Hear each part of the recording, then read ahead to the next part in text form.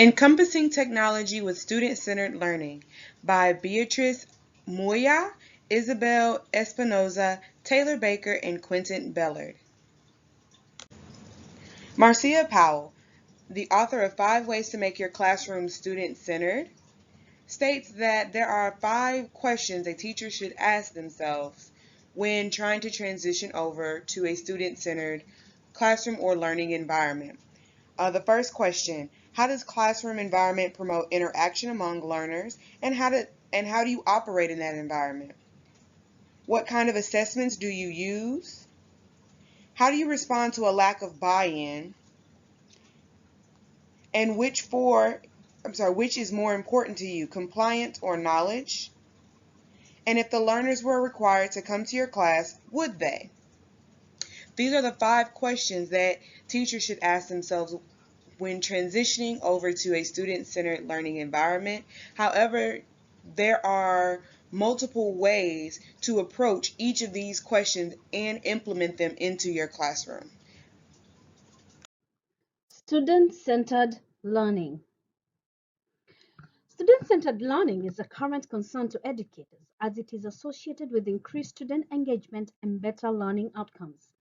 Student-centered learning moves students from being passive recipients to active participants in their own learning journey, depending on their needs and abilities. One way that we can incorporate student-centered learning is through the use of asynchronous learning. Asynchronous learning produced better learning outcomes as compared face-to-face. The use of asynchronous learning can be created using Facebook. Using existing technology that students are familiar with improves the success rate of learner engagement. Project-based learning. Student-centered learning can be equated to project-based learning, especially using technology. Project-based learning is considered the basis of the curriculum as opposed to being supplementary to learning. Project-based learning allows for collaborations as well as provides authentic learning situations. App smashing. App smashing is the use of an integration of different applications for learning purposes. Students have a choice of tools to use depending on their learning abilities and preferences. Giving students this freedom enables learners control their learning, and the teacher acts as a guide.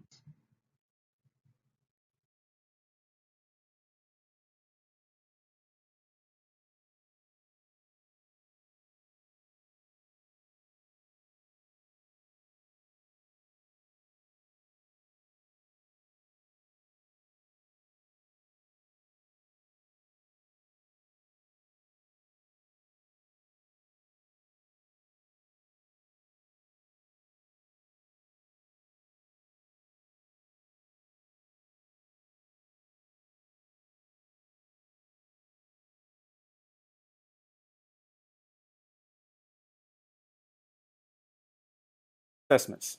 Assessments have always been an integral part of the classroom when it comes to student learning. And while it's been effective, the modern era of the 21st century technology has become a huge influence in the curriculum of some educational institutions.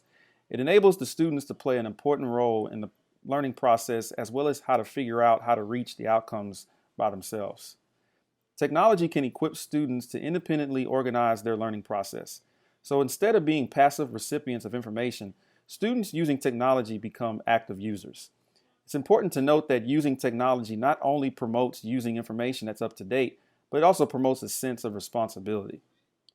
To begin this process and assign a project to your class, you have to follow 3 phases: posing a research question, the knowledge quest, and finally, sharing knowledge.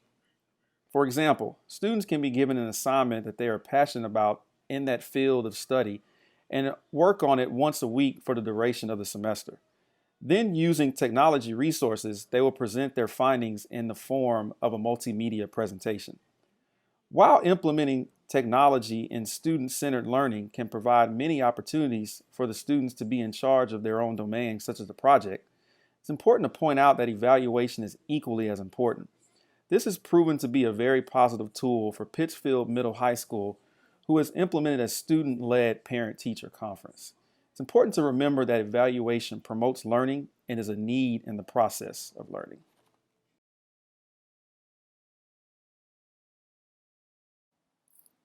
Lack of buy-in. How do you respond to lack of buy-in? No matter how well-intentioned we may be about student engagement, we sometimes miss the mark. Students sometimes don't care for assignments, but when we use technology correctly, they love it. The teacher strength needed to avoid lack of buy-in is honoring student passion and interest. Learning must matter to the learner. To activate this strength, it takes flexibility, resourcefulness, sensitivity to student needs, and a deep understanding of content. There is a journal named the Student-Centered Classroom of the 21st Century. This journal, by Thiel, May, and Post, 2014, describes a study that explains various types of technology integrated into a traditional classroom curriculum. Technologies described and implemented into the classroom include Moodle, Raptivity, Camtasia Studio, Jing, and Triptycho. This journal attempts to demonstrate the importance of the implementation of technology that can enhance learning by making the classroom more active and student-centered.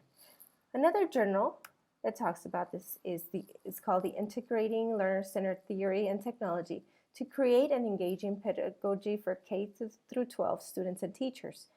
This is another journal article that supports student-centered learning by Kaler and Sullivan, 2011, and it's about a study that investigated what happens to teaching and learning when K through 12 teachers use a learner-centered theory as a guide for integrating content, pedagogy, and technology into their classrooms. Data sources include narratives, transcripts of interviews, and teacher-developed technology projects and presentations. As a result, it was found that teachers lacked experience in applying technology to support and enhance the teaching and learning process. Teachers tended to use technology to transmit information instead of supporting higher-level learning. And the last journal is called Personalized Integrated Educational System.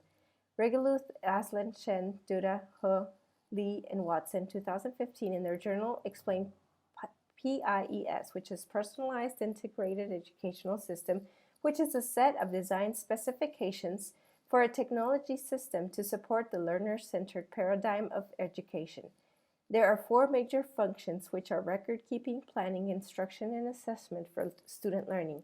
In this journal, each major function is explained, as well as the 3 secondary functions and 3 architectural design features.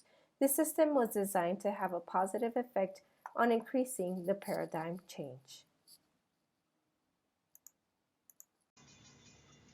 And now we come to our 4th point, compliance or knowledge. It's always a question when teachers look at an assessment, are the students gaining their own knowledge, or are they just saying, I understand because I asked?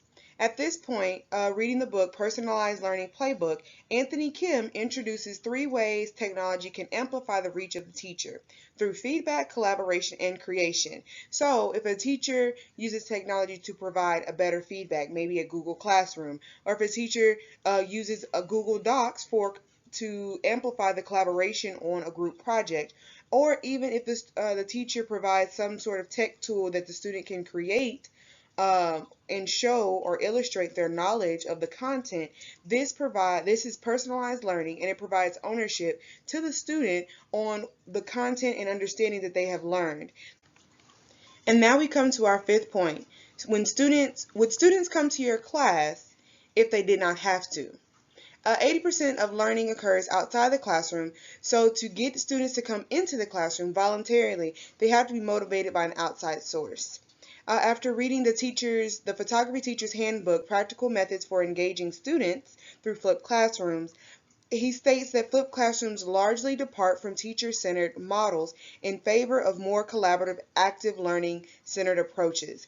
Flipping the classroom, where the students are learning, are being introduced to the content where in their own environment that they choose, and they come back to the classroom ready, prepared for activities or discussions or even a quiz.